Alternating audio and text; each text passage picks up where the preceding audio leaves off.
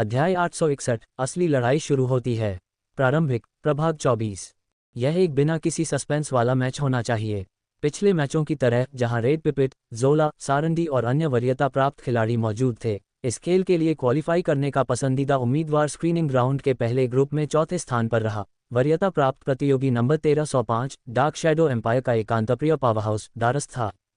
दारस्त को साहस की भूमि से बाहर निकलने में केवल 26 मिनट लगे, जो खूनी साम्राज्य के प्रथम जनरल गुस्ताव से भी तेज था। कहा जाता है कि यह व्यक्ति कम प्रोफाइल वाला रहा था। उसकी शक्ति दानव अधिपति के चरम स्तर तक पहुंच जानी चाहिए थी। दारस्त ने अपने आसपास के 199 प्रतियोगियों को उदासीनता से देखा और कोई चाल चलने की जल्दी में नहीं था। वह हिसाब किताब का आदमी था। प्रतियोगियों में दानव अधिपति के प्रारंभिक चरण के जादूगर गे सबसे मजबूत प्रतिद्वंद्वी होना चाहिए। हालांकि जादूगर हाथापाई में कमजोर है, उसके पास कई ऐसे तरीके हैं जिनसे बचाव नहीं किया जा सकता। इसके अलावा प्रारंभिक दौर के बाद अगला दौर आमने सामने का एलिमिनेशन मैच है। मुझे अपनी पूरी ताकत बचाकर रखनी होगी और उसे एक ही चाल में खत्म करने की पूरी कोशिश करनी होगी। जैसा कि दारास्त को उम्मीद थी, बाकी खिलाड़ी उस पर हमला करने के लिए एकजुट नहीं हुए, बल्कि एक दूसरे के खिलाफ लड़ने लगे। कुछ ने अराजकता का फायदा उठाकर चुपके से हमला करना चाहा, लेकिन वे सभी दारास्त से हार गए। दारस्त ने जब चुपके से हमलावरों को मार गिराया तो उसे अचानक लगा कि गेह उसके दिमाग से गायब हो गया है, और वह हैरान हुए बिना नहीं रह सका। उसने सोचा कि दूसरे पक्ष ने कोई खास जादू जगा दिया है। जब उसने ध्यान केंद्रित किया तो उसे और भी हैरानी हुई। एक पारदर्शी प्याज ने उसके सबसे मजबूत प्रतिद्वंद्वी के सिर पर वार करके उसे बेहोश कर दिया। दारस्त को इस प्याज पर थोड़ा असर पड़ा। ये डोडो नाम के शुरुआती दौर में तीसरा सबसे कमजोर प्याज है। इस सबसे कमजोर व्यक्ति को सबसे पहले खत्म किया जाना चाहिए था।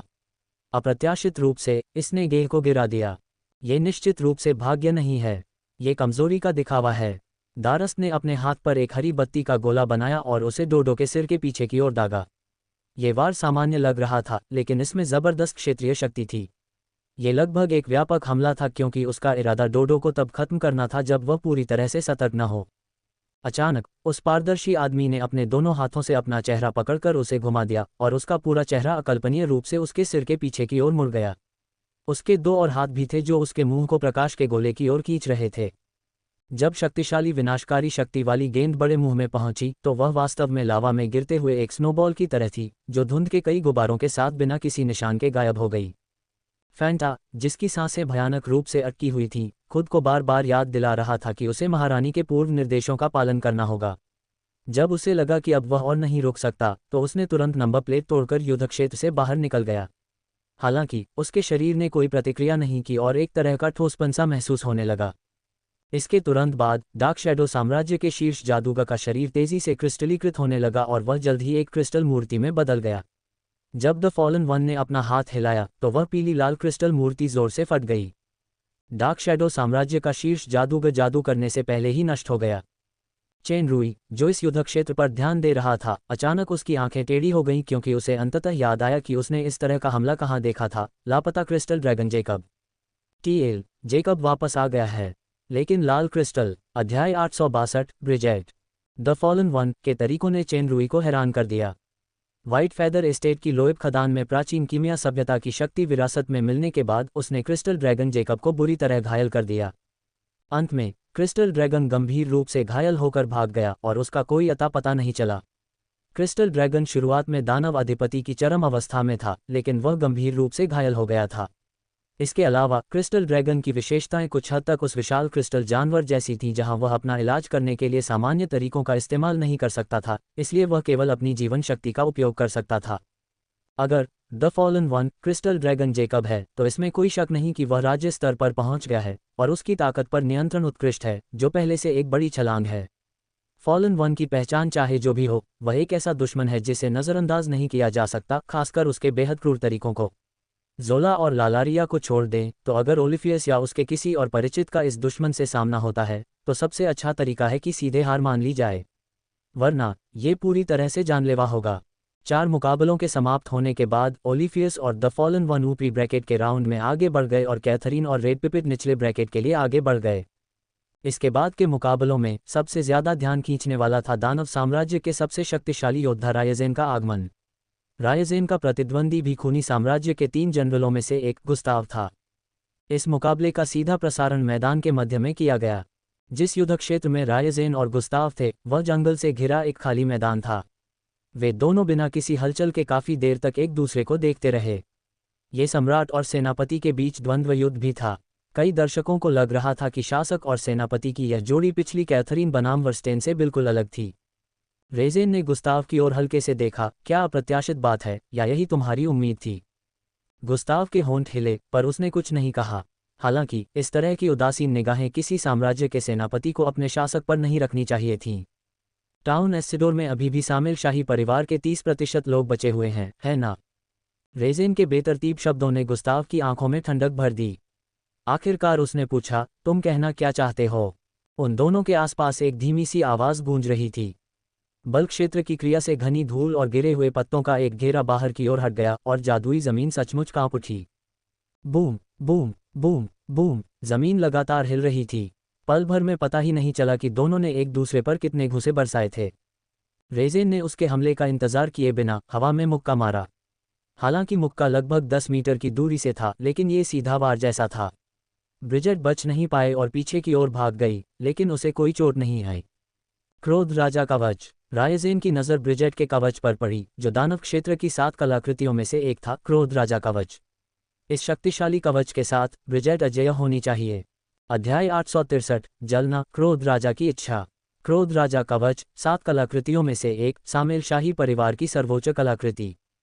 ये कवच शारीरिक और जादुई क्षति को काफी कम कर सकता था, आत्मा की रक्षा कर सकता था, आत्माओं के आक्रमण से प्रतिरक्षित कर सकता था, क्षति की स्वतः भरपाई कर सकता था और किसी विशिष्ट व्यक्ति को सीमित समय के लिए आत्मा कवच भी प्रदान कर सकता था, जिसमें क्रोध राजा कवच के आधे गुण होते थे। इसे एक अत्यधिक शक्तिशाली उपकरण माना जाता था। टेरिस ने 3 शूरा द्वारा किए गए सुपरनोवा विस्फोट से बचने के लिए आत्मा कवच का इस्तेमाल किया। यद्यपि रायजेन की ताकत बहुत अधिक थी, लेकिन दमनकारी ताकत और गतिविधियों की सीमा के कारण क्रोध राजा कवच की रक्षा को तोड़ना और ब्रिजेट को निर्णायक क्षति पहुंचाना मुश्किल होना चाहिए।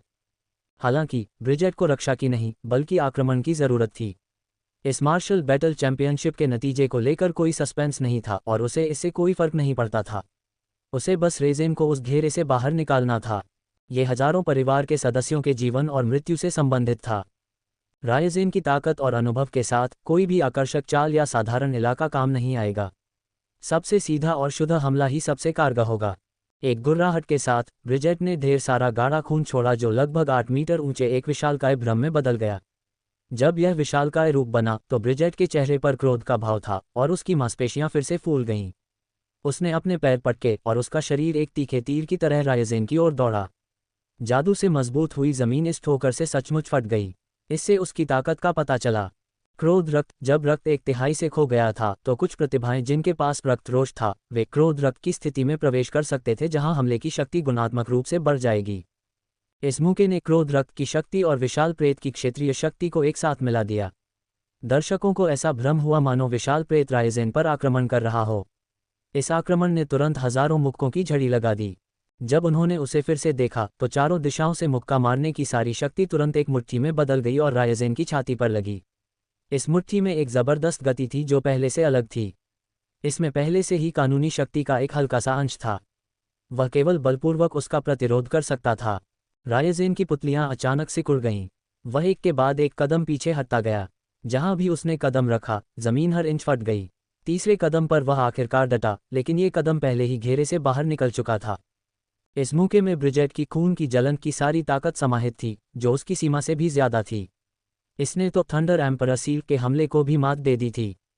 ये दृश्य देखकर ब्रिजेट की निगाहें, जो लगभग ढहने की कगार पर थीं, अंततः पूरी तरह बुझने से पहले टिमटिमाने लगीं। रायजेन ने अपने मुंह के कोने पर लगे खून के निशान नहीं पोंछे। उसने फिर हमला नहीं किया।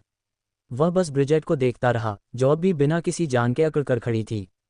सम्राट की उदासीन निगाहें अब भी ठंडी थीं, पर अब उदासीन नहीं थीं।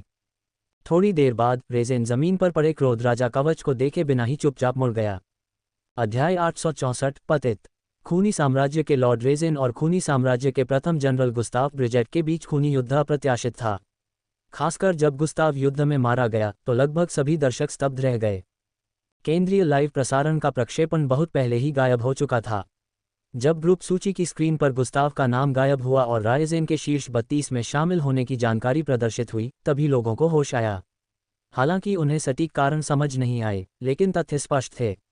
रायजेन ने सचमुच अपने पहले जनरल को मार डाला था। बाद के एलिमिनेशन मुकाबलों में हालांकि कई भीषण लड़ाइयां हुईं, लेकिन कोई भी इस लड़ाई जितनी चौंकाने वाली नहीं थी। क्वार्टर फाइनल के पहले दौर के बाद शीर्ष 32 खिलाड़ियों की सूची जारी हुई।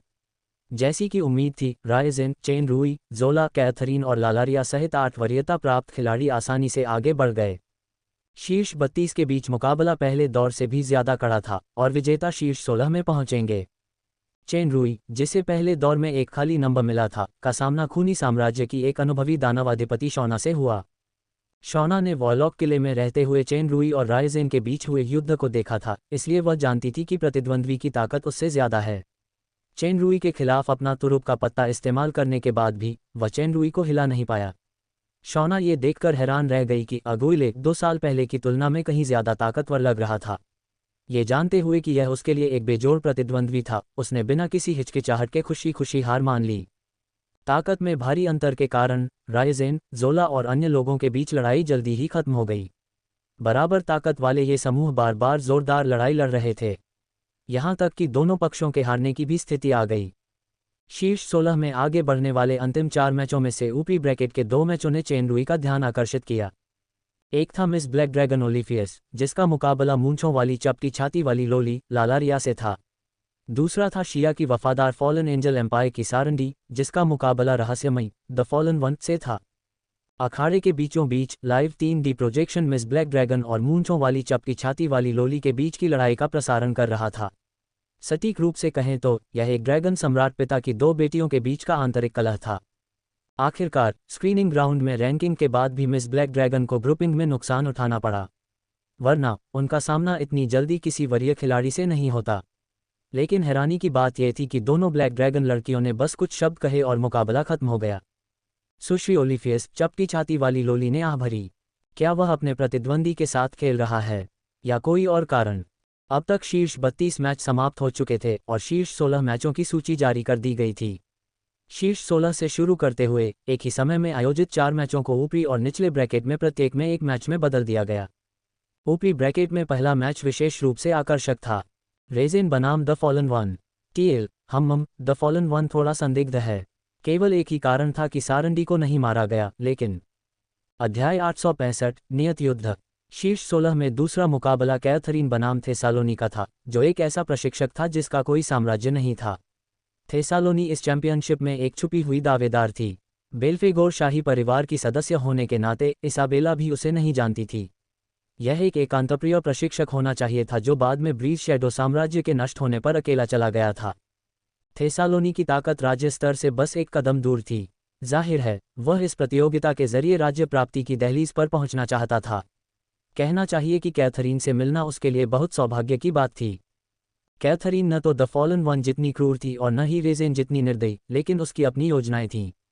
इस बार उसने शुरुआत करते ही थेसालोनी को जबरदस्त गति से लगभग मार ही डाला। अपनी अपार शक्ति का प्रदर्शन करने के बाद महारानी ने थेसालोनी को राज्य स्तर पर प्रवेश करने में मार्गदर्शन और सहायता देने का प्रलोभन दिया। थेसालोनी ने इस पर बार बार विचार किया, उसके बाद ही वह अंततः डार्क शैडो साम्राज्य में शामिल होने के लिए तैयार हुआ। युद्ध के दौरान किसी अनुयायी को स्वीकार करने और उसका सम्मान पाने का ऐसा आभामंडल केवल मुख्य नायक ही प्रदर्शित कर सकता था। चेन रूई केवल प्रशंसा व्यक्त कर सकता था। शीर्ष सुंदरी कैथरीन के साथ शीघ्र समाप्त हुए मैच की तुलना में सभी ने शीर्ष पावरहाउस रेजेन और द फॉलन वन के बीच की लड़ाई पर अधिक ध्यान दिया। प्रक्षेपण लाइव प्रसारण की उन्नत तकनीक के कारण दर्शक अखाड़े में इस सस्पेंसपूर्ण मुकाबले को देख सके। रेजेन दानव क्षेत्र का नंबर 1 पावरहाउस। हालांकि यह नंबर एक साधारण पावरहाउस की श्रेणी में आता था, रेजेन अब स्पष्ट रूप से सुपर पावरहाउस की सूची में शामिल हो गया था। द फॉलन वन अज्ञात मूल का एक रहस्यमय व्यक्ति जिसके क्रूर तरीके हैं। शुरुआती दौर में उसने एक ही मैदान में 199 खिलाड़ियों को एक साथ मार गिराया। पहले 2 क्वार्टर फाइनल में उसने डेमन ओवरलॉर्ड पावरहाउस के चरम चरण को 2 बार मार गिराया। उसे भी एक महाशक्तिशाली खिलाड़ी होना चाहिए। दानव क्षेत्र के विभाजन के अनुसार दानव अधिपति को मात देने वाला दानव सुप्रीमो था। इसलिए दानव सुप्रीमो बनाम दानव सुप्रीमो का ये मुकाबला चैंपियनशिप की शुरुआत के बाद से सबसे जोरदार टक्कर होगी। क्या खूनी साम्राज्य का स्वामी, जिसे हमेशा एक ही क्षेत्र में अद्वितीय की उपाधि मिली है, रहस्यमय गिरने वाले को हराने में सक्षम होगा? इस मार्शल बैटल चैंपियनशिप में दर्शकों में से ज्यादातर खूनी साम्राज्य के थे। साम्राज्य के सेनापतियों और मंत्रियों समेत हंसते हुए रायजेन को देखकर उनके चेहरे पर हमेशा आश्चर्य के भाव थे। उनकी याददाश्त में सर्वोच्च शक्तिशाली शासक पहले कभी इस तरह नहीं हंसा था। कुछ देर हंसने के बाद रायजेन ने अभूतपूर्व चमकती आंखों से द फॉलन वन को घूरा। उसके पूरे शरीर में एक शक्तिशाली लड़ाकू भावना उमड़ पड़ी, मानो उसका पुनर्जन्म हुआ हो। तुम सही कह रहे हो, मैं कब से इस लड़ाई का इंतजार कर रहा था। रायजेन का खून खौल उठा, आज इसे खत्म कर ही देते हैं। पतित के हाथ धीरे धीरे चपटे हो गए और उसके सिर पर तारा नदी का प्रवाह अधिक से अधिक अशांत हो गया, एक स्वप्न जैसी चमक के साथ चमक रहा था। टीएल, मिडनाइट सन वापस आ गया है। इस बार वो क्या प्लान बना रहा है। अध्याय 866, विजय या हार। काले बादलों ने आकाश को ढक लिया और अम्लीय वर्षा के साथ गड़गड़ाहट की आवाज जारी रही। ये दानव लोक की विशेष वर्षा थी। अम्लीय वर्षा हर बार नहीं होती, लेकिन साल में कम से कम 10 बार अम्लीय वर्षा होती थी, जिससे पौधों में काफी क्षरण या यहाँ तक कि घातक क्षति भी हो सकती थी। दानव लोक में जीवित बचे पौधे जीवन शक्ति और स्थायित्व के मामले में मानव लोक से कहीं अधिक शक्तिशाली थे। न केवल पौधे बल्कि राक्षस भी। अखाड़ा खुली हवा में था और बारिश से बचने के लिए ज्यादा जगह नहीं थी, लेकिन इससे दर्शकों का उत्साह कम नहीं हुआ, जो भारी बारिश में अखाड़े में लाइव प्रोजेक्शन देख रहे थे। खूनी साम्राज्य के सभी दर्शक एक साथ रायजेन का नाम चिल्ला रहे थे, भले ही आवाज प्राचीन युद्ध के मैदान तक नहीं पहुंच पा रही थी, भले ही वे दो तेज गति से चलने वाली आकृतियों को स्पष्ट रूप से नहीं देख पा रहे थे। रायजेन और द फॉलन वन, मिडनाइट सन। जिस क्षण से दोनों पक्ष वास्तविक युद्ध में उतरे, लोगों को केवल दोनों पक्षों की आकृतियां ही दिखाई दे रही थीं, जो बीच बीच में रुक जाती थीं। ज्यादातर समय ये दृश्य रक्त की धुंध और एक स्वप्निल आकाशगंगा से भरा रहता था। दर्शकों के विशाल बहुमत ने अपनी नज़रें स्लो मोशन प्लेबैक वाली बड़ी स्क्रीन पर गड़ा दी, लेकिन स्लो मोशन में भी ये बेहद तेज था। चेन रूई जैसे कुछ ही लोग रायजेन और मिडनाइट सन की हरकतों को समय पर समझ पाए। चेन रूई देख सकता था कि दोनों के बीच लड़ाई भयंकर लग रही थी, लेकिन अभी तक यह एक अस्थायी पारंपरिक हमला था, जो निर्णायक हमला करने के लिए सबसे अच्छा समय खोजने की कोशिश कर रहा था। मिडनाइट सन की शक्ति का स्तर उतना अच्छा नहीं था, लेकिन चेन रूई ने पहले भी मिडनाइट सन से युद्ध किया था। ऐसा लग रहा था जैसे सब कुछ मिडनाइट सन के नियंत्रण में है।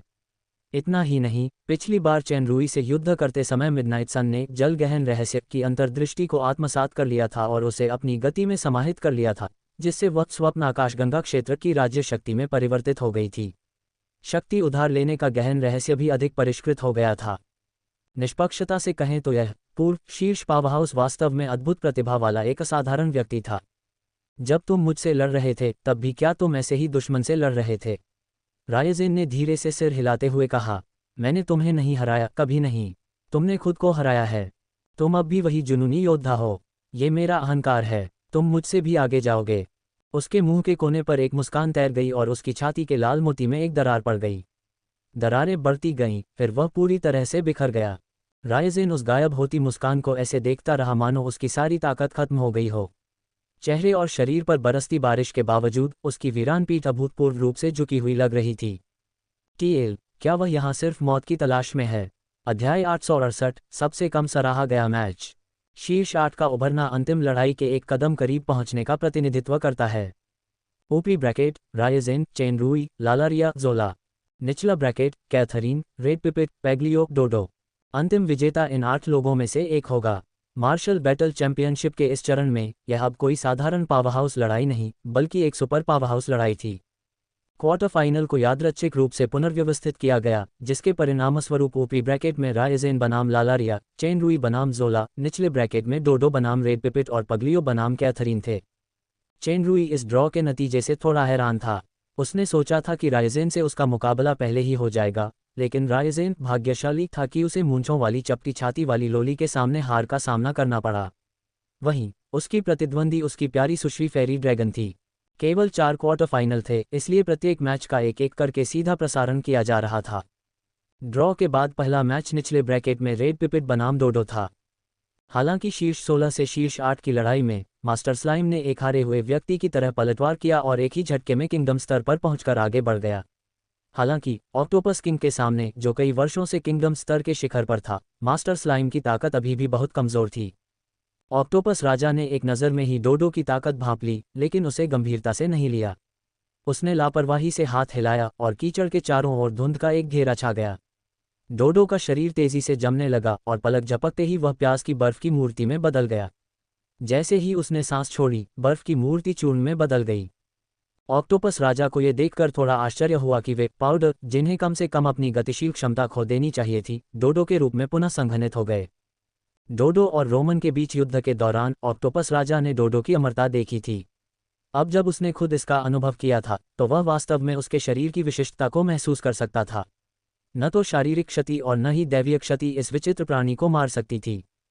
धुंध फिर से प्रकट हुई और डोडो दूसरी बार बर्फ की मूर्ति बन गया।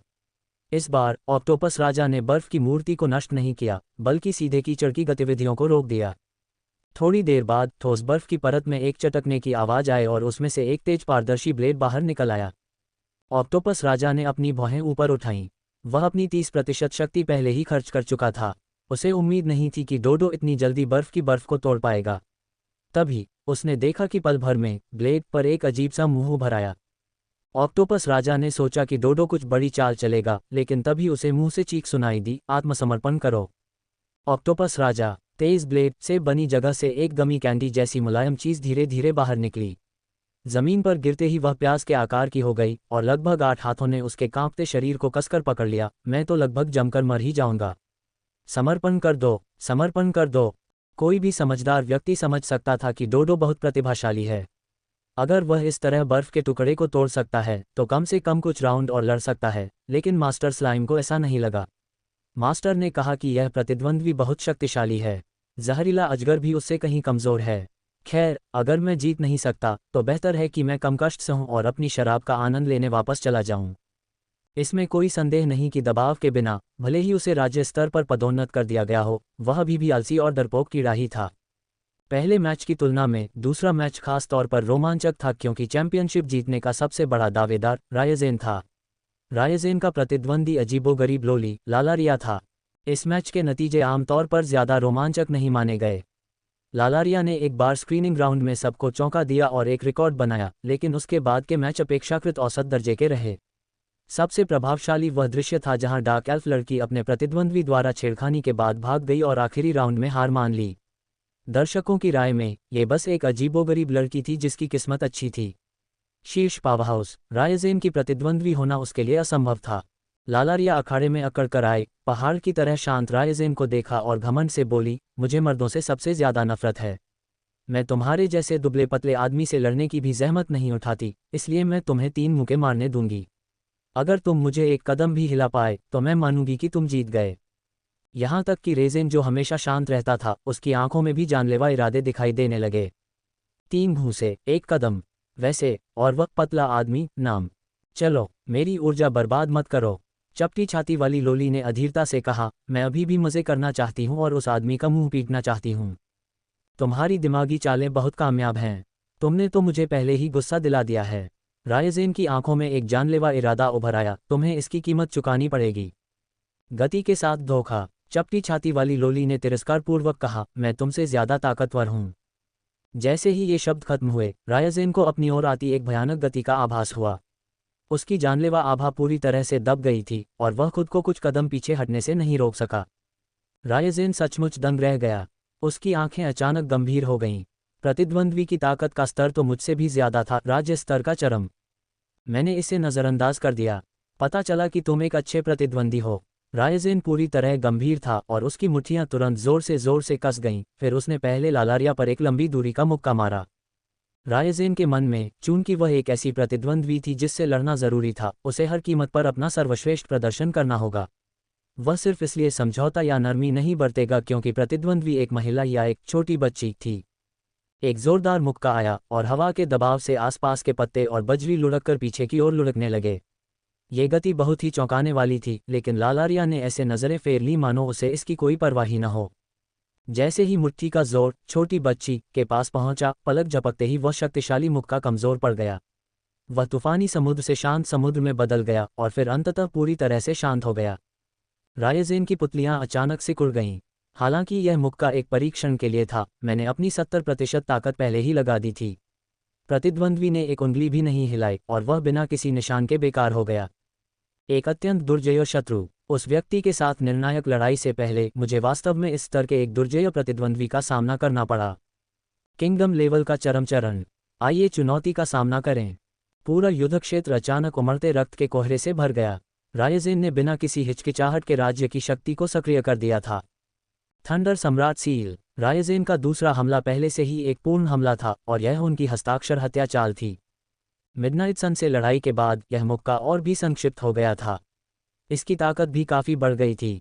जहां भी मुक्के का जोर पड़ता, जबरदस्त दबाव से ज़मीन पर कई दरारें पड़ जातीं। हालांकि लालारिया फिर भी नहीं हिली, लेकिन आखिरकार उसने बैंगनी मुट्ठी पर नज़र डाली। उसकी आंखों में मानो रोशनी की एक किरण चमक उठी। धमाका! इस नज़र के आगे उसकी आखिरी चाल थंडर एम्परर सील पूरी तरह से बेकार हो गई। रायजेन चौंक गई। बहुत ताकतवर! ये कैसी ताकत है? इसने थंडर सम्राट सील को सिर्फ एक नज़र से कुचल दिया। क्या राज्य स्तर का चरम चरण इस सीमा तक पहुंच सकता है? असंभव! क्या ये? रायजेन के दिमाग में एक अविश्वसनीय अनुमान कौंधा। अर्धदेवता! जब मूंछों वाली लोली ने ये दो शब्द सुने तो वह हंस पड़ी और पूरा प्रक्षेपण हिंसक रूप से कंपन करने लगा। उसके आसपास की जमीन पर तेजी से अनगिनत दरारें फैल गईं और अचानक एक दबावपूर्ण गति फूट पड़ी। रायजेन का शरीर अनायास ही पीछे की ओर धकेल दिया गया। उसके पैरों ने जमीन पर चौंकाने वाले निशान छोड़े और अंततः वह सैकड़ों मीटर दूर उड़ गया। पूरे शहर में एक अद्भुत हंसी गूंज उठी। यहाँ तक कि अखाड़े की तरफ भी उसकी आवाज़ सुनाई दे रही थी। आसमान में बादल उड़ रहे थे और प्रक्षेपण पहले से ही धुंधला था। यहाँ तक कि जादुई टेलीविज़न के बड़े पर्दे पर भी किसी भयानक शक्ति के कारण थोड़ी देर के लिए व्यवधान उत्पन्न हो गया। कैथरीन को उस हंसी में गहरी ताकत का एहसास हुआ और वह चौंकने से खुद को नहीं रोक पाए। यहाँ तक कि ऑक्टोपस राजा रेड पिपिट भी अपने चेहरे के भाव बदलते ही उठ खड़ा हुआ। गति धीरे धीरे लालारिया के शरीर में समा गई। रायजेन की आकृति सामने ही दिखाई दी और उसकी आंखें आश्चर्य से भरी थीं। यह अजीब लड़की वास्तव में एक अर्धदेवी है। राज्य और अर्धदेवता के बीच का अंतर सामान्य बड़े दायरे के अंतर से कहीं ज्यादा था, जिसे सिर्फ पहुंच से बाहर शब्द से ही बयां किया जा सकता था। रायजेन को साफ पता था कि उसके जीतने की कोई संभावना नहीं है, क्यों दुबले पतले आदमी हमला करने की हिम्मत खो दी। मैडम लालारिया ने रायजेन को तिरस्कार से देखा। रायजेन ने गहरी सांस ली और उसके कानों में फिर से शब्द गूंज उठे, तुम मुझसे भी आगे जाओगे। रक्त की धुंध, जो दबकर लगभग गायब हो गई थी, पहले से कहीं ज्यादा गहरी हो गई। वह ज्वाला की तरह धधक रही थी, ठीक वैसे ही जैसे रायजेन की आंखों में युद्ध की भावना थी। अत्यधिक शक्ति के संचय के कारण उसके चेहरे से रक्त धीरे धीरे बह रहा था, लेकिन उसकी आंखें और भी ज्यादा जल रही थीं। जलते हुए खून की धुंध एक अजीब सी हस्त मुद्रा में बदल गई। मुट्ठी की तर्जनी और मध्यमा उंगलियां उठी हुई थीं, अंगूठे थोड़े अंदर की ओर मुड़े हुए थे। नो मी सील, बुरा नहीं है। लालारिया की आंखों में प्रशंसा भरी अभिव्यक्ति उभरी। इस पंच की शक्ति पहले से ही किंगडम स्तर के चरम स्तर के काफी करीब है। लालारिया के बुरा नहीं शब्द कहते ही नोमी सील पहले ही जबरदस्त ताकत से उसके चेहरे की ओर दौड़ पड़ी। चपटी छाती वाली लोली ने हाथ बढ़ाकर हवा में चुटकी ली और नोमी सील फटे गुब्बारे की तरह झट से गिर पड़ी। इसी दौरान उसने वाक्य का आखिरी शब्द लेवल कह दिया। रायजेन जोर से हाँफने लगा। इस वार ने उसकी लगभग सारी ताकत खत्म कर दी थी, लेकिन विरोधी ने उसे आसानी से नाकाम कर दिया। यही तो असली ताकत थी। छोड़ दो रायजेन, लालारिया ने पतला आदमी शब्द का इस्तेमाल नहीं किया। तुम्हें हमारे बीच के अंतर का अच्छी तरह अंदाजा होना चाहिए। तुमने मेरे 3 भूसे खाए। रायजेन ने अपनी सांसों की लय को नियंत्रित करने की कोशिश की। अब मैं तुम्हारा एक भूसा खाऊंगा। क्या तुम्हें यकीन है कि तुम इसे ले सकते हो? रायजेन ने कुछ नहीं कहा, वह सिर्फ रक्षात्मक मुद्रा में रहा। लालारिया ने एक पल के लिए रायजेन को घूरा, मानो वह थोड़ी ज्यादा गंभीर हो गई हो। वह कुछ कदम आगे बढ़ी, फिर अचानक पलटी और लापरवाही से मुक्का मारा। यह मुक्का हानिरहित लग रहा था, लेकिन रायजेन के भी रोंगटे खड़े हो गए क्योंकि उसे एक बेहद भयानक शक्ति का एहसास हुआ, मानो कोई अद्वितीय जानवर उसकी ओर आ रहा हो। उसी क्षण पूरे प्राचीन युद्ध क्षेत्र में सब कुछ ढहकर बिखर गया। ये सचमुच प्रलय का दिन था। रायजेन जोर से चिल्लाया और उसके पूरे शरीर की ताकत उस क्रूर जानवर का सामना करने के लिए उमड़ पड़ी। जैसे ही दोनों मिले, रायजेन के मुंह से 3 शब्द निकले, विरोध करने में असमर्थ। उसकी आत्मा धीरे धीरे कांपती और नष्ट होती जा रही थी। उसकी इच्छाशक्ति भी टूटने के कगार पर थी। रायजेन फिर चिल्लाया। उसकी आत्मा और जीवन दोनों ही इस पतन की शक्ति का प्रतिरोध करते हुए जल रहे थे। कुछ समय बाद उसके प्राण निकलने से पहले ही उसकी भयानक शक्ति अंततः धीरे धीरे समाप्त हो गई। धुंधली दृष्टि साफ हो गई। उसने दूर से लालारिया को धीरे धीरे अपनी मुट्ठी हटाते देखा। प्राचीन युद्ध क्षेत्र ढहा नहीं, लेकिन जमीन पर पड़ी दरारें और लगभग ढहता हुआ कमजोर शरीर रायजेन को बता रहा था कि अभी यह कोई भ्रम नहीं था। ये तो बस एक मामूली मुक्का है। अगर उसकी दया न होती तो मैं तो बर्बाद हो जाता। क्या यह अर्धदेवता की शक्ति है? कम से कम मुझे आगे का रास्ता तो दिख गया है। तुम मुझसे भी आगे जाओगे। शब्द फिर उसके कानों में गूंजे। रायजेन ने आखिरी ताकत से मुट्ठियां भींच लीं, मानो जिंदगी का वादा बांध रहा हो, और फिर गिर पड़ा। लगभग सभी दर्शक शोर मचा रहे थे। सिर्फ ड्रैगन आइलैंड का नासमझ प्रशंसक समूह ही अड़ा रहा। सर लालारिया, मैं आपसे बेइंतहा प्यार करता हूं। क्वार्टर फाइनल का दूसरा मैच खेल की शुरुआत से अब तक का सबसे कम उत्साहजनक मैच था। शीर्ष पावरहाउस रायजेन पराजित हो गया। लालारिया शीर्ष 4 में पहुंच गया। अध्याय 867 खाने के शौकीन का पलटवार। अखाड़े में, हालांकि तेज कंपन के कारण प्रक्षेपण धुंधला था, दर्शकों ने बड़े पर्दे पर द फॉलन वन के अंतिम विनाश का दृश्य देखा। इस मुकाबले की जीत या हार ने सभी को आश्चर्यचकित नहीं किया, लेकिन ये तथ्य कि dark horse the fallen one शीर्ष पावरहाउस रायजेन के खिलाफ इतने लंबे समय तक लड़ पाया, सभी की उम्मीदों से परे था। सिर्फ चेन रूई ही जानता था कि रायजेन जीतने में कितना भाग्यशाली था।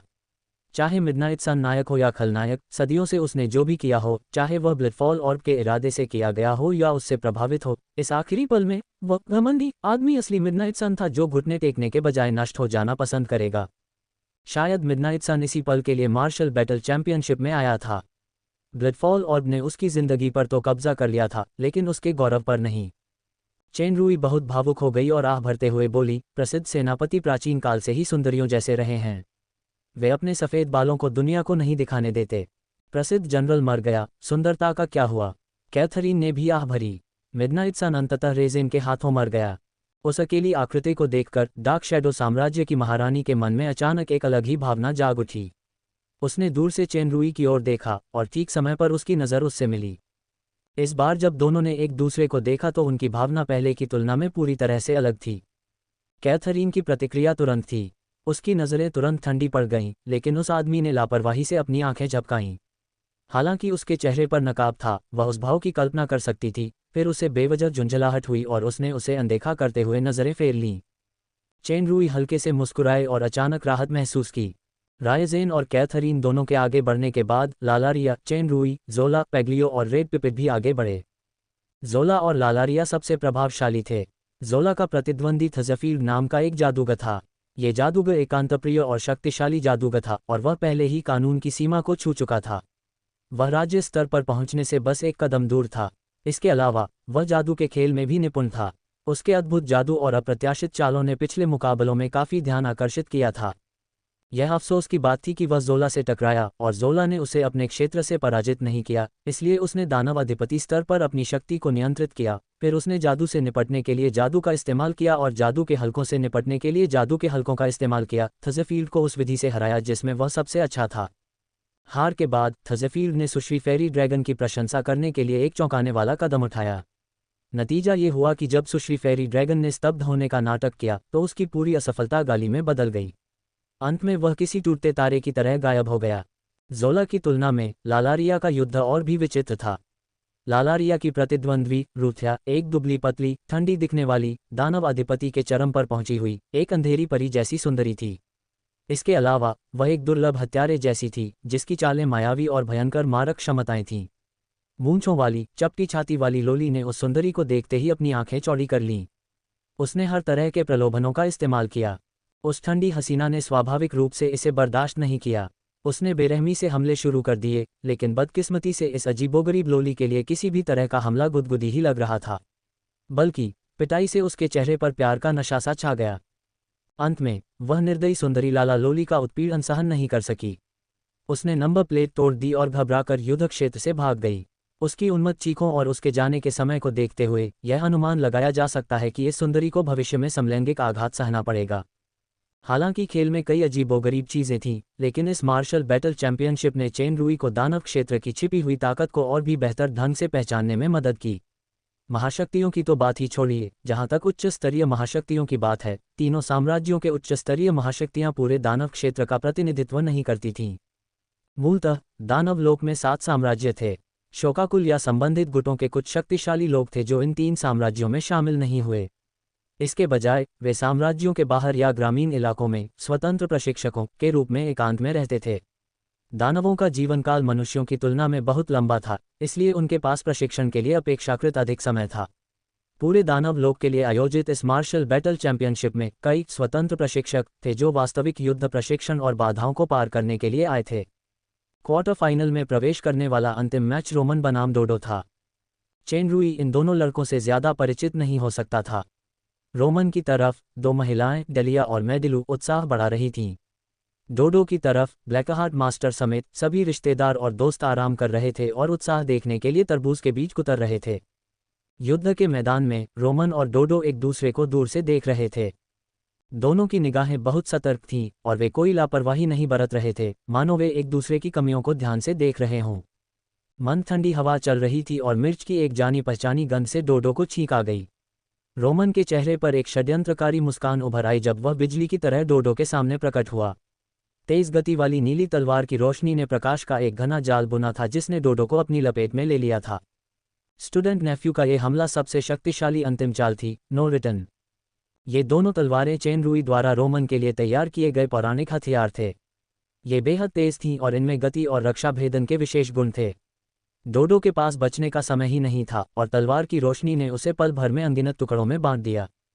जब दर्शकों को लगा कि रोमन डोडो को कुछ ही सेकंड में आसानी से मार सकता है, रोमन बिल्कुल भी निश्चिंत नहीं दिख रहा था। तलवार की रोशनी ने उन टुकड़ों को फिर से हजारों टुकड़ों में काट दिया, जिससे बचने की कोई गुंजाइश नहीं बची। टुकड़े फिर बिखर गए। इस बार तलवार की रोशनी पर बिजली की एक परत जम गई और टुकड़े बारूद में बदल गए। रोमन ने फिर भी हार नहीं मानी। वह एक बवंडर में बदल गया, बारूद को चारों तरफ उड़ाता हुआ। जब दर्शकों को लगा कि इस आदमी को कुचलने का अनोखा शौक है, तभी जवाब सामने आ गया। बिखरा हुआ पाउडर वास्तव में स्वचालित रूप से ऊपर उड़ गया, शीघ्रता से संघनित हो गया, ऐंठ गया और पुनः प्याज के आकार में एकत्रित हो गया। दर्शकों में शोर मच गया। अमर रोमन और डोडो अनगिनत बार लड़ चुके थे। ये जानते हुए कि इस तरह के हमले से स्लाइम को मारना नामुमकिन है, उसने बिना किसी हिचकिचाहट के अपने सबसे शक्तिशाली वार किए। रोमन अच्छी तरह जानता था कि डोडो का मृत शरीर शक्तिशाली तो था, लेकिन अनंत नहीं। एक बार उसकी सहनशक्ति समाप्त हो जाने पर उसका पुनर्जन्म नहीं हो सकता था। सबसे खास बात यह थी कि मास्टर स्लाइम एक शक्तिशाली नायक था जो बल के सामने झुक जाता था। जब तक उसकी सहनशक्ति समाप्त हो जाती या वह डर जाता, वह तुरंत आत्मसमर्पण कर देता। हालांकि डोडो की ताकत, युद्ध शक्ति और सहनशक्ति रोमन से कहीं ज्यादा थी, खासकर उसकी जीवंतता अब पहले से बेहतर लग रही थी। उसे हार स्वीकार करवाना आसान काम नहीं था। डोडो के पुनः संघनित होने का इंतजार किए बिना रोमन ने फिर से नो रिटर्न शुरू किया। लेकिन इस बार डोडो की उपचार गति पिछली बार से कहीं ज्यादा तेज थी। लगातार कई बार प्रयास करने के बाद डोडो का पुनर्जनन तेज होता जा रहा था, जबकि रोमन के माथे पर पहले से ही पसीना आ रहा था। तलवार का जाल फेंकने के बाद बिखरे हुए टुकड़े अब टुकड़े टुकड़े नहीं, बल्कि अनगिनत प्याज बन गए थे। ये छोटे छोटे प्याज चारों तरफ से रोमन की ओर उड़े और उसे घेर लिया।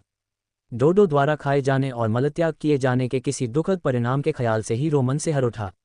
उसने तुरंत बेल्फेगोर शाही परिवार की फ्लैश प्रतिभा को सक्रिय कर दिया। उसका आकार बिजली के एक बोल्ट में बदल गया और डोडो के एक में मिलते ही बाल बाल बच गया। डोडो ने हार नहीं मानी। अनगिनत छोटे छोटे प्याज उछलकर रोमन का पीछा कर रहे थे, मानो वे मिसाइलों का पीछा कर रहे हों। रोमन की आंखें घूम गईं और उसके हाथ में कुछ ऐसा था जो तेजी से पीछे की ओर उड़कर उसे जमीन पर गिरा दिया। असल में वह बारबेक्यू किए हुए मांस की एक सीख थी। छोटे प्याजों ने रोमन को तुरंत छोड़ दिया और बारबेक्यू पर झपट पड़े, जिससे बारबेक्यू में बस एक बांस की सीख रह गई थी। डोडो से बचकर भागने के बाद रोमन बारबेक्यू की तरह के खाने पकाता रहा और डोडो खाते हुए उनका पीछा करता रहा। रोमन ने शराब की एक बोतल निकाली। जब वह उसे फेंकने ही वाला था तो अचानक उसके पेट में निराशा से गुर्राहट हुई। पता चला कि इतना सारा खाना फेंकने के बाद उसकी अपनी भूख भी जाग उठी थी। तो हालात ऐसे हो गए कि दोनों तरफ से खाना फेंकना, खाना फेंकना, खाना और फेंकना शुरू हो गया और कुछ देर के लिए गतिरोध की स्थिति बन गई। रिश्तेदार और दोस्त अवाक रह गए। ये कैसी मार्शल बैटल चैंपियनशिप थी? ये तो साफ तौर पर खाने पीने का सम्मेलन था। डोडो, जो पहले ही एक बड़े प्याज में बदल चुका था, फिर से बैगल पर झपटा और उसकी नज़र अचानक धुंधली हो गई। बैगल के नीचे कुछ अजीबोगरीब आकृतियां उभर आईं। इन आकृतियों ने स्लाइम को सहज ही खतरे का एहसास कराया। बूम! असल में विस्फोट हो गया। विस्फोटक बल इतना प्रचंड था कि डोडो का प्याज भी आधा सिकुड़ गया था, लेकिन पल भर में ही वह अपने मूल आकार में वापस आ गया। दृश्य अचानक बदल गया और वे एक अजीब जगह में पहुंच गए, जिसके चारों ओर ऐसी रेखाएं थीं जो उसे अशुभ संकेत मान रही थीं। डोडो ने आंखें मली और देखा कि रोमन उसके सामने ही खड़ा था। उसे लगा कि यह बस एक भ्रम है, लेकिन जैसे ही उसने एक कदम बढ़ाया, अनगिनत सफ़ेद रोशनियां चमक उठीं। कीचड़ एक दर्जन टुकड़ों में कट गया।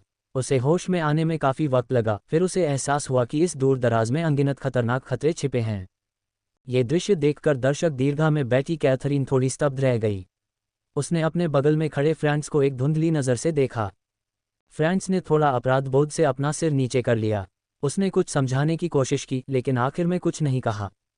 परिवार और दोस्तों की तरफ से डेलिया ने भौहें चढ़ाईं और अपने बगल में बैठे मेडिलू से पूछा, ये वो निर्वाण सैंडबॉक्स है जो पिछली बार था, क्या तुमने उसे दिया था? मेडिलू ने सिर हिलाया, मैंने उसे आत्मरक्षा के लिए दिया था। निर्वाण सैंडबॉक्स एक आत्मरक्षा वस्तु थी जो कैथरीन ने हाल ही में अंकल फ्रांस को दी थी। कैथरीन ने इस वस्तु में राज्य स्तरीय निर्वाण शक्ति भर दी थी जो एक शक्तिशाली जादुई घेरे के बराबर थी। राज्य स्तर से नीचे का कोई भी व्यक्ति इस वस्तु के स्थान को भेद नहीं सकता था। अगर कोई जल्दबाजी में काम करता तो ये जादुई घेरे के भयानक हमले को भी प्रेरित करता। हालांकि इस वस्तु का उपयोग केवल 3 बार ही किया जा सकता था और हर बार 1 घंटे का समय लगता था। फ्रांस ने महारानी से यह उपहार स्वीकार किया और अपनी बेटी मेडिलू को दे दिया, जिसने इसे फिर रोमन को दे दिया। रोमन को निर्वाण सैंडबॉक्स की समय सीमा का पूरा अंदाजा था। वह मुस्कुराते हुए बैठ गया और स्पेस रिंग से कुछ वाइन की बोतलें और ढेर सारा स्वादिष्ट खाना निकाला।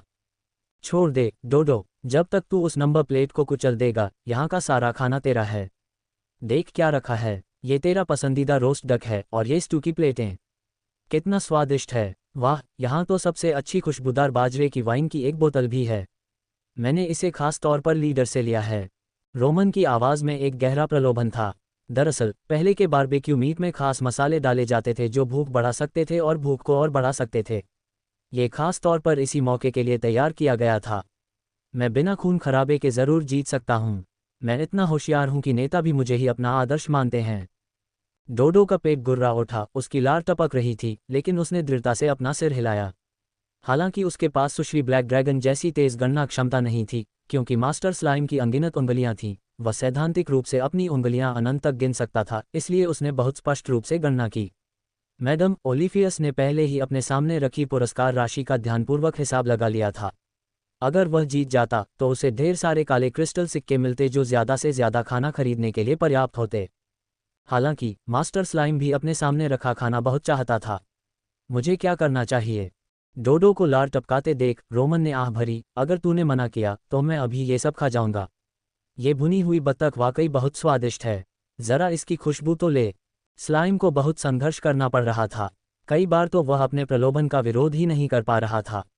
वह बस स्वादिष्ट भोजन को घूरते हुए अपनी लार निगल रहा था। भले ही वे रोमन की आवाज़ न सुन पा रहे हों, लेकिन रिश्तेदारों और दोस्तों को पता था कि यह आदमी क्या कर रहा है। इसमें कोई शक नहीं कि अजीबोगरीब लोगों की कमी नहीं है। इस आदमी को नहीं, इन दोनों को जानना वाकई शर्मनाक है। मास्टर रोमन को वो स्वादिष्ट खाना खाते देख मास्टर डोडो, जिसका गैस्ट्रिक जूस और लार का एमाइलेज बेतहाशा स्रावित हो रहा था, सीधे रोमन की ओर दौड़ा। रोमन चौंक गया। निर्वाण सैंडबॉक्स ने तुरंत इस हलचल को भांप लिया और डोडो पर अनगिनत भयानक हमले शुरू हो गए। विस्फोट में अनगिनत खतरनाक प्रकाश किरणें चमकती रहीं और जिन खाने के शौकीनों की भूख भड़क उठी, वे उन हमलों को बेतहाशा निगलने लगे। उसका शरीर और भी ज्यादा फूलता गया, जबकि धीमी आवाज़ें और प्रकाश किरणें उसके शरीर से बाहर निकलती रहीं। इस प्रक्रिया के दौरान स्लाइम के शरीर में किसी तरह का बदलाव आया सा लगा। ये बदलाव पहले तो बहुत ही सूक्ष्म था, फिर धीरे धीरे स्पष्ट होता गया। डोडो की आंखें काली और सफ़ेद होती गईं, जबकि प्याज का शरीर धीरे धीरे पारदर्शी होता गया। इस दृश्य ने चेन रुई को एक छद्म देवता की आत्मा की याद दिला दी जो महिमा के टॉवर में गायब हो गई थी, और वह आश्चर्य व्यक्त करने से खुद को रोक नहीं पाया। पवित्र ड्रैगन पूरी तरह से नष्ट हो चुका है, इसलिए मुझे पुनरुत्थान की चिंता नहीं है, लेकिन डोडो की वर्तमान स्थिति को देखते हुए उसे अनजाने में ही रोड्रिगेज की आत्मा शक्ति में विलीन हो जाना चाहिए था, जिसे पहले पचाया नहीं गया था। इसलिए रोड्रिगेज के अनगिनत संचयों में अंततः गुणात्मक परिवर्तन आ गया है। विस्फोट की आवाज़ धीरे धीरे कम होती जा रही थी और रोशनी तेजी से फीकी पड़ रही थी, लेकिन स्लाइम को इसका एहसास ही नहीं हुआ। उसे बस ऐसा लग रहा था कि इन हमलों का स्वाद बेहतर हो गया है और उसे हुआ नुकसान भी तेजी से कम हो गया है, इसलिए वह और ज़्यादा खाने से खुद को नहीं रोक पा रहा था। बूम! रोमन को यह देखकर आश्चर्य हुआ कि निर्वाण सैंडबॉक्स का स्थान सचमुच एक छेद से टूट गया था। परिचित प्याज अभूतपूर्व रूप से तेज सांस के साथ ऊपर की ओर दौड़ा। छात्र भतीजा कुछ प्रतिक्रिया दे पाता इससे पहले ही उसकी आंखें काली पड़ गईं और वह बेहोश हो गया। जादुई टेलीविज़न स्क्रीन पर मास्टर अनियन रोमन के सिर पर बैठा था। बदकिस्मत भतीजे के स्पेस रिंग में रखा सारा खाना जमीन पर बिखर गया था। मास्टर अनियन ने 4 हाथ बदले और चेहरे पर खुशी के भाव के साथ खाना खाया। क्वार्टर फाइनल में अंतिम स्थान सामने आया था। डोडो ने रोमन को हराया और आगे बढ़ गया। अध्याय 869 सेमीफाइनल। इस चैंपियनशिप का पूरे दानव क्षेत्र में सीधा प्रसारण किया गया। शीर्ष शक्ति खूनी साम्राज्य के स्वामी रायजेन के खात्मे ने पूरे दानव क्षेत्र को झकझोर कर रख दिया। केवल कुछ लोग जैसे चेनरुई ही समझ पाए कि डेमी गॉड स्तर के लालारिया के सामने रायजेन की हार में कोई रहस्य नहीं था। टॉप पावरहाउस असल में सिर्फ साधारण स्तर से संबंधित था। सुपर लेवल में प्रवेश करने के बाद यह उपाधि वास्तव में रायजेन के लिए उपयुक्त नहीं रही। ये दुनिया के नंबर 1 मार्शल आर्ट मास्टर की तरह था जो एक कल्टीवेटर बन गया और एक बिल्कुल नई दुनिया में प्रवेश कर गया। अगर उसे फिर से शीर्ष उपाधि प्राप्त करनी थी तो उसे सब कुछ बिल्कुल नए सिरे से शुरू करना होगा। यह हार रायजेन के लिए बुरी बात नहीं थी, बल्कि इससे वह कुछ मानसिक बाधाओं से मुक्त होकर आगे बढ़ सकता था। लालारिया उस मैच से मशहूर हो गई और चैंपियनशिप जीतने की सबसे बड़ी दावेदार बन गई, लेकिन उस अजीबोगरीब लोली को जो जिद करती थी कि मैं मर्द हूँ, इसकी कोई परवाह नहीं थी। उसके मन में उस घृणित चेनरुई को हराने से ज़्यादा ज़रूरी कुछ नहीं था। इसके बाद तीसरा मैच कैथरीन बनाम पेग्लियो था। मैदान भी बेतरतीब ढंग से चुना गया था। इस बार उन दोनों के लिए युद्ध का मैदान एक छोटी सी झील के पास एक पहाड़ी थी। दूसरी तरफ घूंघट ओढ़े रहस्यमयी सुंदरी को देखकर पगलियों की आंखों में एक जोरदार लड़ाकू भावना चमक उठी। ड्रैगन द्वीप में प्रशिक्षण के बाद जहरीला ड्रैगन राज्य स्तर पर पहुंच गया था। असल में वह वॉलॉक किले में मिली हार का बदला लेने के लिए रायजेन से लड़ना चाहता था, लेकिन उसे निचले वर्ग में भेज दिया गया। निचले ब्रैकेट में सबसे शक्तिशाली ऑक्टोपस किंग रेड पिपिट होना चाहिए। पगलियो ने चेनरुई को किंग रेड पिपिट की ताकत के बारे में बात करते सुना था और वह जानता था कि वह उसका विरोधी नहीं है, लेकिन डार्क शैडो एम्पायर की महारानी को 2 साल पहले ही किंगडम लेवल तक पहुंच जाना चाहिए था। हालांकि दूसरी सबसे शक्तिशाली शीर्ष ऋषि और शीर्ष सुंदरी के रूप में उसकी प्रतिष्ठा बहुत स्थापित थी, फिर भी यह मास्टर पॉइजन ड्रैगन को डराने के लिए पर्याप्त नहीं थी। मुझे औरतों पर हमला करना पसंद नहीं। सुंदरी, जल्दी हार मान लो, ठीक है? अगर तुम्हें कोई आपत्ति न हो तो चलो कोई जगह ढूंढते हैं जहां हम शराब पी सकें और बातें कर सकें। हालांकि उसे पता था कि सामने वाली महिला डार्क शैडो एम्पायर की महारानी है जो दानव क्षेत्र में प्रसिद्ध थी, फिर भी मास्टर पॉइजन ड्रैगन ने उसे बेवजह छेड़ा। कैथरीन के घूंघट के पीछे एक मुस्कान थी, जब तक किसी को कोई आपत्ति न हो। चाहे वह कोई भी हो, मैं उसे कोई आपत्ति नहीं होने दूंगा। जहरीले अजगर ने मुस्कुराते हुए अपनी मुट्ठी ऊपर उठा ली। अपनी गाड़ की परवाह मत करो। कोई तो दांत पीसने से खुद को रोक नहीं पाया। दरअसल जहर का अजगर जानता था कि कैथरीन कोई साधारण प्रतिद्वंद्वी नहीं है और उसके लिए तुरंत हार मान लेना तो और भी नामुमकिन था। ऊपर से तो वह इश्कबाजी कर रहा था, लेकिन एक तेज जहर उसके पैरों तले जमीन में धंस गया और चुपचाप कैथरीन की ओर बढ़ चला। चूंकि वह प्रतिद्वंद्वी थी, इसलिए पगलियों की शैली थी कि वह प्रतिद्वंद्वी को गिराने के लिए हर संभव कोशिश करे, चाहे वह बेईमानी से ही क्यों न हो। उस समय चेनरुई, जो एक नौसिखिया था, ने पगलियों से सीखा कि जो चाल कल्पना को त्याग देती है वह सबसे संक्षिप्त और निर्दयी होती है। यह आक्रमण का सबसे प्रभावी तरीका भी होता है। पगलियों ने अभी अभी कुछ शब्द कहे थे, तभी कैथरीन के पैरों तले जमीन अचानक धंस गई। उस जमीन के घेरे की नींव मानो एक भयावह दलदल में बदल गई हो, जहां हरे रंग का कोहरा छा गया हो। ये तो केवल सती बात थी, असली जहर तो इससे पहले ही उसके शरीर में पूरी तरह से घुस चुका था। घातक जहर के कारण कैथरीन कुछ देर के लिए अपनी गतिशीलता खो बैठीं। वह जहरीले दलदल में गिर गईं। सभागार में मौजूद कई प्रशंसक चीखने लगे। पगलियों का अचानक हमला कामयाब रहा, लेकिन वह अचानक चौंक गया। उसका शरीर झिलमिलाया और हवा में प्रकट हुआ। लगभग अगले ही पल नीचे एक आकृति जमीन से निकली और एक छेद बना दिया। ये तरीका बिल्कुल पगलियों के अभी अभी किए गए छिपकर हमले जैसा ही था। इसे उसी चाल से जवाबी कार्रवाई भी माना जा सकता है। यह आकृति लगभग 2 मीटर ऊंची एक सुनहरी मानव आकृति थी, जिसकी लाल आंखें चमक रही थीं। चेहरे की विशेषताएं कुछ धुंधली थीं और पूरे शरीर पर रहस्यमय शिलालेख उत्कीर्ण थे। असमोल शाही परिवार की सर्वोच्च श्रेणी की युद्ध कठपुतली, स्वर्ण कठपुतली।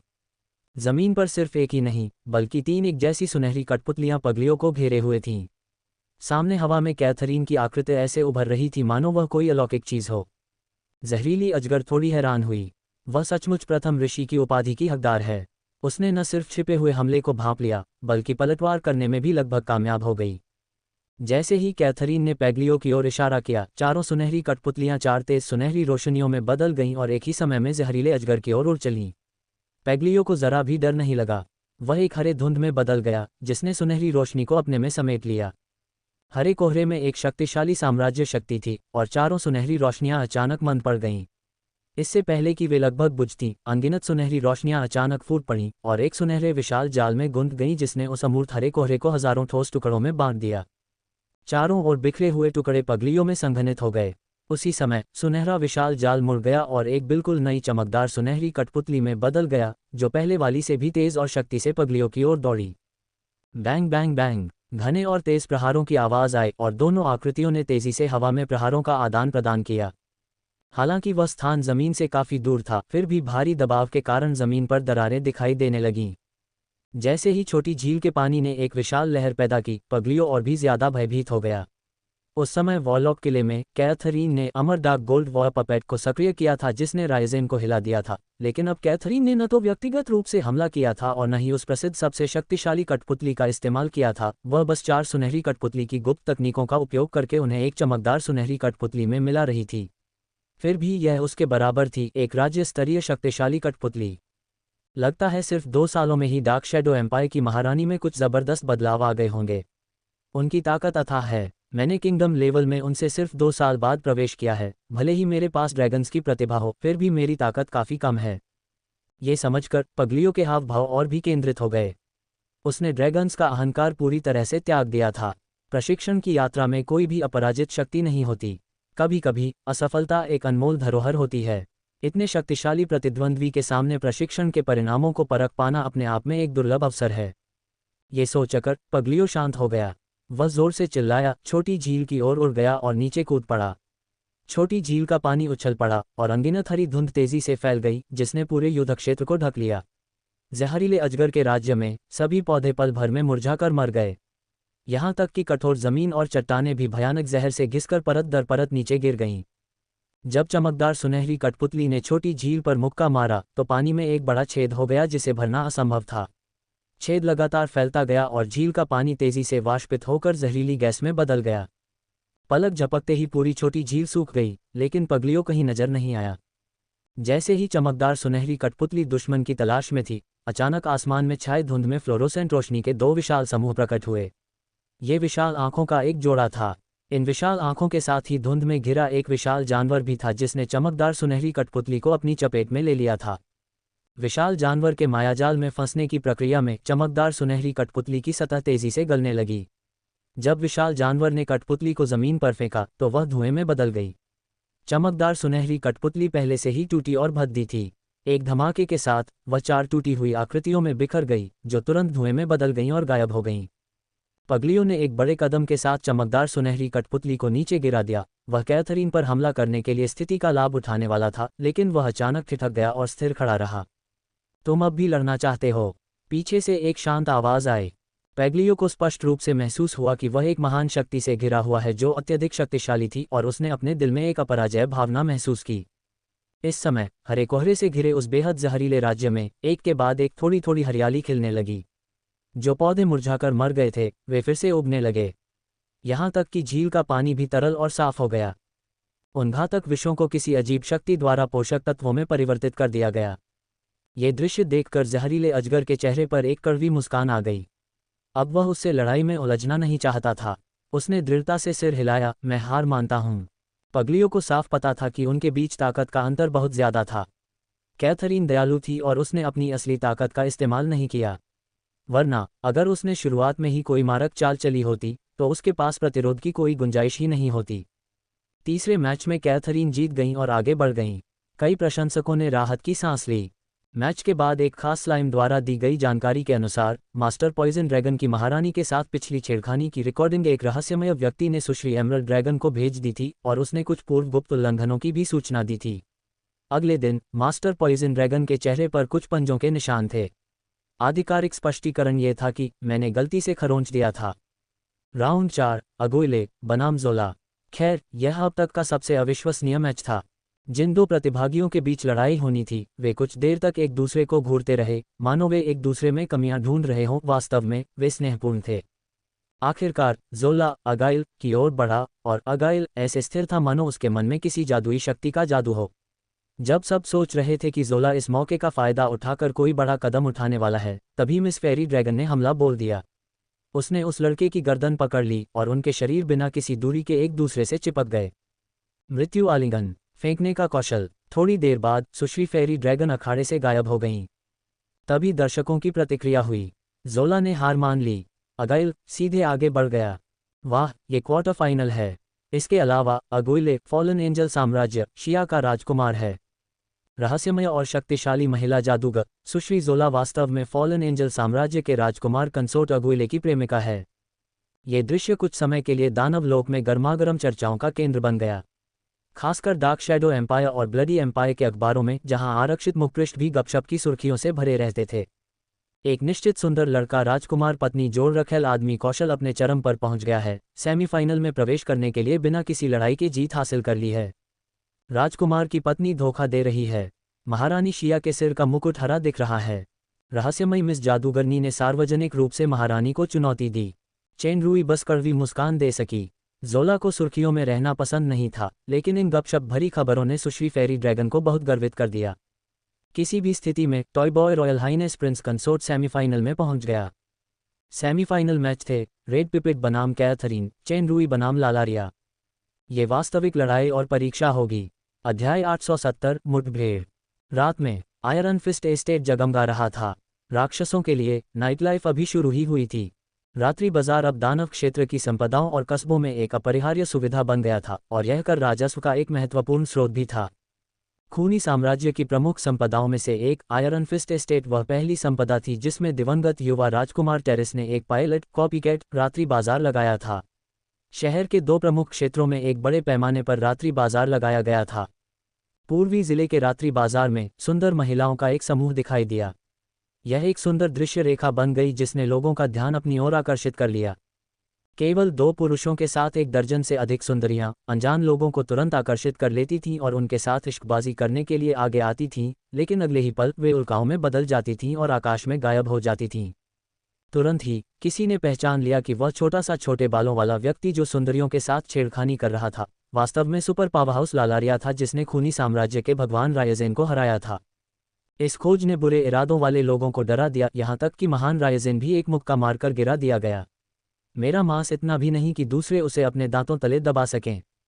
इतना ही नहीं, जोला वो खूबसूरत जादूगरनी जिसका फॉलन एंजल एम्पायर की राजकुमार पत्नी के साथ प्रेम प्रसंग था, भी सूची में थी। क्वार्टर फाइनल में असफल होने वाले पगलियो, अजीब प्याज वाला डोडो और पहले क्वार्टर फाइनल में पहुंच चुके रोमन और ओलिफियस भी सूची में थे। लालारिया के बिना भी ये लाइनअप काफी डरावना था। कुछ देर तक तो किसी की भी हिम्मत नहीं हुई कि उनसे बात करने के लिए उनके पास आऊं। एलिस, एडलिन, आओ और इसे चख कर देखो। यह आयरन फिस्ट एस्टेट का खास योयो फल है। इसे खाओ और डकार लो। तुम्हारे कानों से एक खास ठंडक निकलेगी और तुम्हारा पूरा शरीर मानो तैर रहा हो। एथेना शुरुआती सालों में अपने पिता और रेड ड्रैगन मॉम के साथ कई बार आयरन फिस्ट एस्टेट गई थी। हालांकि उस समय कोई नाइट मार्केट नहीं था, फिर भी वह यहाँ की खास चीज़ों से अनजान नहीं थी। सच में, एलिस ने एक योयो फल उसके मुंह में ठूंस दिया। एडलिन, तुम भी इसे आजमाओ। हाँ, नागकन्या ने एलिस से फल लिया और खुशी से मुस्कुराए। हालांकि कभी कभी मुझे अपनी बहन, परिवार और माँ की याद आती है, लेकिन उस व्यक्ति के साथ रहना और इन दोस्तों के साथ रहना कितना अच्छा लगता है। इज़ाबेला, अभी तो तुमने कमाल कर दिया। तुमने अभी अभी 12 काले क्रिस्टल सिक्कों की कीमत घटाकर एक काले क्रिस्टल सिक्के कर दी।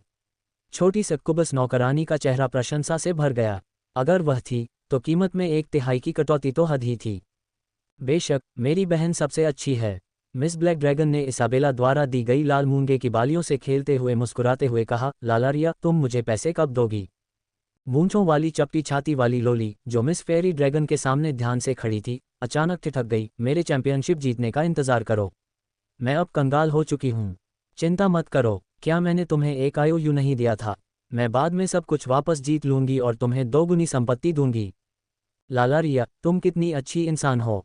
मिस ब्लैक ड्रैगन ने मूंछों वाली लोली का हाथ थाम लिया और उसके मन में अपनी अच्छी छवि बनाने की कोशिश की। वैसे सिर्फ शब्दों को सबूत नहीं माना जा सकता। चलो, इस अतिरिक्त डबल को एक और IOU में लिख देते हैं।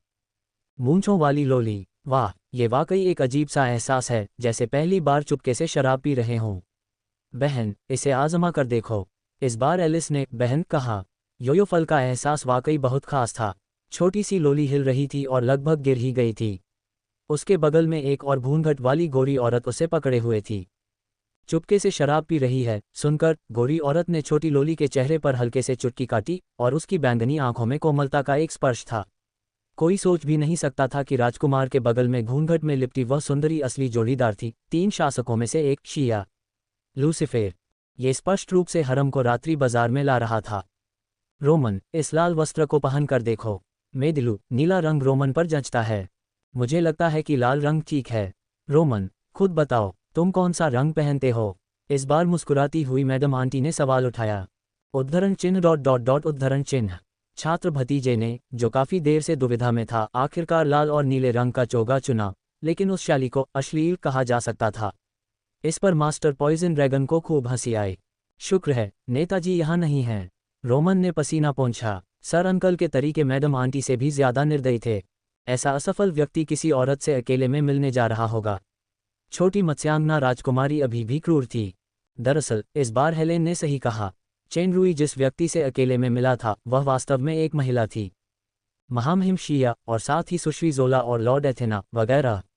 क्या वे आपको अकेले बाहर आने की इजाज़त देंगे? महिला ने उदासीनता से पूछा। चेन रुई, जिसने अपना चेहरा बदल लिया था, थोड़ा मुस्कुराया। ऐसा लगता है जैसे तुम अकेले मेरा सामना करने में सहज हो। घूंघट के पीछे की काली आंखें शांत रहीं। तो क्या तुम उस शाही महाराज की कोई खास वसीयत लेकर आए हो, या तुम्हारी वसीयत में ही सब कुछ दर्ज है? मेरी इच्छा। चेन रुई ने अपना सिर खुजलाया। आपकी सामान्य समझ के अनुसार इसमें मूर्खता, अज्ञानता आदि शामिल होनी चाहिए। लोग बदलते हैं। कैथरीन ने धीरे से अपना सिर हिलाया। खासकर माहौल और समय बहुत कुछ बदल सकते हैं। आप इसे अनैच्छिक रूप से कहकर समझा सकते हैं। मैं मानता हूं कि मैं बहुत बदल गया हूं। चेन रुई ने उसकी आंखों में देखा। लेकिन कुछ चीज़ें ऐसी होती हैं जो हमारे खून और सांसों में बहती हैं। मौत के सामने भी वे फीकी या फीकी नहीं पड़ती। कैथरीन ने दूसरी तरफ देखा। यही तो गुस्ताव ने कहा था जब वह रेजिन से लड़ रहा था। तो आप भी होंठ पड़ने में कुशल हैं। आप ये क्यों नहीं पूछते कि क्या नहीं बदलेगा? आक्रामकता किसी शाही राजकुमार की पत्नी का स्वभाव नहीं है। कैथरीन ने शांति से विषय बदल दिया। वह अचानक खड़ी हो गई और झुककर बोली, मैंने आज आपसे कुछ प्रश्न पूछने के लिए मिलने का अनुरोध किया था। चेन रुई चौंका, फिर कड़वी मुस्कान के साथ बोला, मैं इस तरह का शिष्टाचार स्वीकार नहीं कर सकता। आप पूछ ही लीजिए। आप इसे जरूर स्वीकार कर सकते हैं। कैथरीन ने आह भरी। 2 साल पहले पूरे दानव क्षेत्र ने सोचा था कि फॉलेन एंजल साम्राज्य को अल्पकालिक शांति के बदले अपने हितों का त्याग करने के लिए मजबूर होना पड़ा था, लेकिन किसी ने कल्पना भी नहीं की होगी कि यह फॉलेन एंजल साम्राज्य के युद्ध की घोषणा की शुरुआत थी। आपके मुद्रा युद्ध ने मुझे, रायजेन को और सभी को एक सबक सिखाया है। ये तो बस शुरुआत होनी चाहिए। इसके बाद और क्या होगा? अगर आप इसकी तुलना वित्तीय उथल पुथल से करें तो ये तो बस शुरुआत है। चेन रुई ने सिर हिलाया। अगर मेरी योजना को सुचारू रूप से लागू किया जा सके, जिससे तितली प्रभाव और बढ़ जाए, तो सबसे बुरा नतीजा ये होगा कि पूरी अर्थव्यवस्था ध्वस्त हो जाएगी। कैथरीन ने उसे वित्तीय संकट के बारे में कुछ सामान्य ज्ञान बताते हुए सुना और उसके चेहरे के भाव अचानक बदल गए। पहले डार्क शैडो एम्पायर और ब्लडी एम्पायर पर करेंसी वॉर से वार करो, फिर सैन्य परेड का इस्तेमाल करके दोनों साम्राज्यों को रोकने के लिए अपनी ताकत का प्रदर्शन करो, और अब मार्शल बैटल चैंपियनशिप में हिस्सा लेकर अपनी ताकत दिखाओ।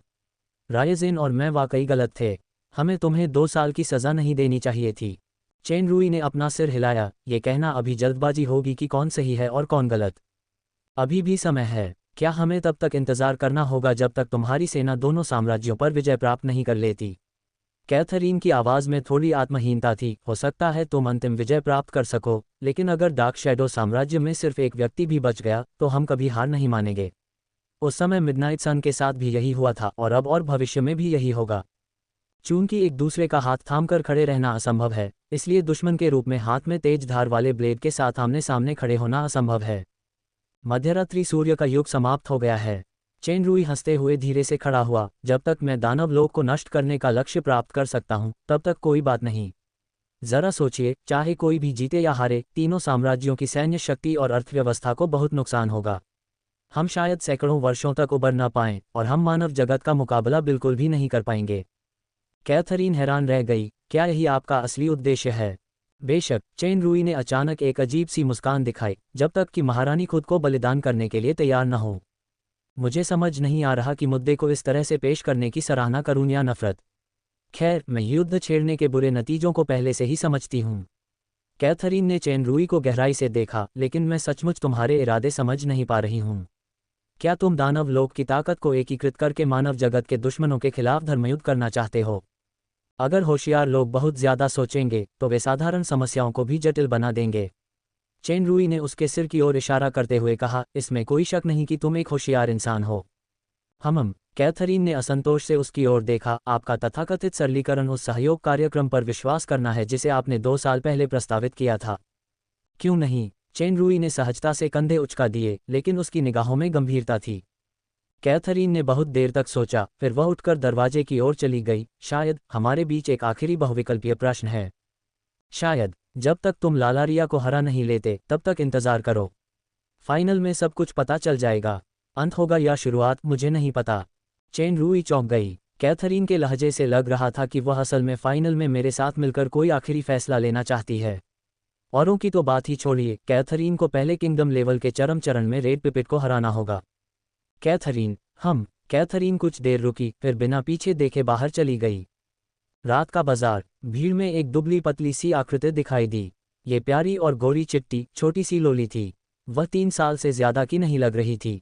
उसके काले बाल थोड़े घुंघराले थे और उनमें 2 प्यारी सी सींग जैसी चोटियां थीं, और वह नाजुक और खूबसूरत लग रही थी। उसकी बड़ी बड़ी काली आंखें मानो बोल रही थीं, जिससे पहली नज़र में ही लग रहा था कि वह सुपर क्यूट है। छोटी सी लोली ने एक छोटी सी स्कर्ट पहनी हुई थी तथा उसके हाथ में एक बड़ा सा आलीशान सूअर के सिर का खिलौना था और वह इधर उधर किसी को ढूंढ रही थी। उसके कपड़े और खिलौने की बनावट महंगी लग रही थी, लेकिन उसके बगल में कोई वयस्क नहीं था। इस बात ने तुरंत ही विचारशील लोगों का ध्यान आकर्षित किया। छोटी बच्ची, अंकल लू तुम्हें सुनहरी मछली दिखाने ले जाएंगे, ठीक है? वह मोटा आदमी, जो एक अनैतिक व्यक्ति की तरह लग रहा था, अपने चेहरे पर एक मनहूस मुस्कान के साथ छोटी लोली को पकड़ लिया। नन्ही सी लोली में खतरे को भांपने की शक्ति थी। उसने तुरंत सतर्क भाव दिखाया और उसके काले बाल धीरे धीरे लाल होने लगे। धमाका! मोटे आदमी का दुखी मुस्कुराता चेहरा अचानक मुड़ गया और उस पर जूते के निशान जैसा गड्ढा पड़ गया। मोटा शरीर तुरंत उछलकर दूर दीवार से टकराया और पीछे एक इंसानी गड्ढा छोड़ गया। जिसने उस मोटे आदमी को लात मारी थी, वह एक वीर और सुंदर महिला थी, जिसके छोटे लाल बाल थे। वह आदतन अपनी पीठ के पीछे एक बड़ी तलवार भी रखती थी। छोटी सी लोली ने भी लाल बालों वाली औरत को उतनी ही सतर्कता से देखा और अचानक अपनी बड़ी बड़ी आंखें झपकाईं। उसने एक हाथ सुअर के सिर पर रखा, दूसरा हाथ आगे बढ़ाया और बचकानी आवाज में कहा, आंटी, गले लगो। लाल बालों वाली महिला एक पल के लिए स्तब्ध रह गई, फिर उसने उस नन्ही लोली को गले लगा लिया। जैसे ही नन्ही लोली ने उसकी गर्दन को गले लगाया, उसे तुरंत सुकून का एहसास हुआ और उसकी सांसें साफ होने लगीं। तभी एक आवाज आए, एथेना, तुम क्या कर रही हो? सुश्री ब्लैक ड्रैगन सबसे पहले दौड़कर आई। एथेना, ये कौन है? मुझे भी नहीं पता। एथेना ने छोटी लोली के बालों पर हाथ फेरा। छोटी बच्ची, तुम्हारा नाम क्या है? तुम्हारे पापा मम्मी कहाँ हैं? डोडुओ अपने पिता को ढूंढ रहा है। छोटी सी लोली दुखी दिखी और उसने एथेना की गर्दन को कसकर पकड़ लिया। डोडुओ, नाम बहुत अच्छा है। एथेना को लगा कि यह नाम थोड़ा जाना पहचाना सा है, जैसे उसने कुछ साल पहले चेन रूई की मानव लोक की कहानी में सुना था, लेकिन उसने ज्यादा सोचा नहीं। उसने उस नन्ही लोली को गले लगाया। आंटी, अपने पापा को ढूंढना, ठीक है? आंटी बहुत अच्छी हैं। छोटी सी लोली ने एथेना के चेहरे को चूमा। और यहाँ, सुश्री ब्लैक ड्रैगन ने खुशी से अपना चेहरा ऊपर उठाया, लेकिन छोटी लोली ने इसे नहीं माना। सुश्री ब्लैक ड्रैगन निराश नहीं हुई, बल्कि खुशी से चिल्लाई, बहन, जल्दी आओ, एथेना को डोडुओ मिल गया है। जल्द ही प्यारी छोटी लोली हरम से घिर गई। जल्द ही युवा छोटी लोली की सुंदरता ने हरम पर विजय प्राप्त कर ली। अजीब बात यह थी कि डोडुओ एथेना, इसाबेला, किया और यहाँ तक कि शिया और जोला के भी बहुत करीब थी, लेकिन वह दूसरों से ज्यादा सावधान रहती थी। सबसे ज्यादा सतर्क लालारिया थी, जो बस उसके पास आए और उसे गले लगाना चाहती थी, लेकिन सुश्री डोडुओ के रोने से मूंछों वाली चपटी छाती वाली लोली हवा में उछल गई। यहाँ तक कि फैन क्लब की 10 वर्षीय ड्रैगन लोली को भी सुश्री डोडुओ ने रोने लायक सूची में शामिल किया था। इसका कोई मतलब नहीं है। इस कारण से लालारिया ने जानबूझकर अपनी मूंछें उखाड़ दीं और एक सौम्य मुस्कान दिखाने की पूरी कोशिश की, लेकिन वह वैसी ही रही। सभी लड़कियां डोडुओ को उसके माता पिता ढूंढने में मदद करना चाहती थीं, लेकिन मिस डोडुओ सिर्फ इतना जानती थी कि डैडी को डैडी और मम्मी को मम्मी कहते हैं। उसे बाकी सब कुछ नहीं पता था। डोडुओ, तुम कहाँ हो? दूर से एक चिंतित आवाज़ सुनाई दी। एथेना और बाकी लोगों को वह आवाज़ जानी पहचानी लगी।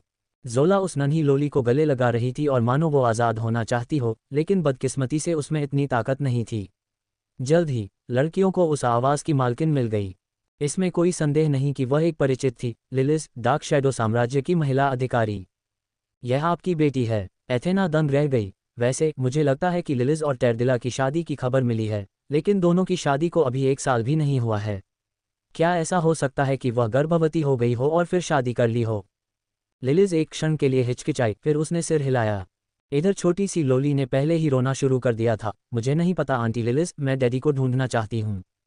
सब लोग, इस बार सबको परेशान करने के लिए मुझे माफ़ करना। लिलिज अब और नहीं रुकना चाहती थी। उसने डोडुओ को गले लगाया, गहरा प्रणाम किया और बाद में आई टैरडिला के साथ अलविदा कहा। डोडुओ को बेमन से गायब होते देख एथेना को एहसास हुआ कि सुअर के सिर वाला खिलौना अभी भी उसके हाथ में है। उसने उसे प्यार से छुआ, मानो उस प्यारी सी बच्ची को सहला रही हो। क्यों उसे जाने देने में हिचकिचा रही हो? डेलिया ने अपनी दोस्त के विचारों को समझ लिया। बस कड़ी मेहनत करो और खुद भी एक पाओ। एथेना शर्मा गई। तभी किया ने उत्सुकता से कहा, क्या डोडुओ के पिता टैरडिला नहीं हैं? एलिस की आंखें चौड़ी हो गईं। क्या टैरडिला महान टॉरेन है? बेचारी टैरडिला बेवजह टॉरेन बन गई। डोडुओ के पिता कौन हैं? हम जरूर कोई गैरजिम्मेदार आदमी होगा जो दूसरों को गर्भवती करके चला गया। अगर मुझे ऐसा कोई आदमी मिले तो मुझे अपराध के औजारों को बंद कर देना चाहिए और उसे इतना पीटना चाहिए कि वह बिस्तर पर पड़ जाए। लाला लोली के शब्द पहली बार लड़कियों के दिलों में गूंजे। आछू एक गैरजिम्मेदार आदमी लड़कियों से मिलने के लिए रात के बाजार की ओर भागने ही वाला था कि अचानक उसे छींक आ गई और उसे अजीब सी ठंड लगने लगी।